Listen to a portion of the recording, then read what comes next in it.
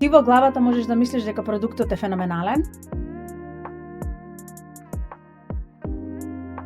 Најголемиот предизвик е градење на продукт кој што допринесува до растот на компаниите и во кој што компаниите си ги олеснат своите тешкоти. Ти во главата можеш да мислиш дека продуктот е феноменален, меѓутоа кога ќе го позиционираш на пазарот, испаѓа дека може не е баш толку феноменален и треба да ги преразмислиш некои работи и како ќе го позиционираш тој продукт. Ние во Dina имплементираме design thinking methodology. Тоа значи дека со секој ролаут на Dina имаме фидбек од клиентите, имаме бета тестери и за секој ролаут на Dina ги зимаме сите тие бета тестери и целиот нов фидбек го враќаме назад во продакшн и повторно ја преработуваме Dina и пак правиме нов ролаут на Dina.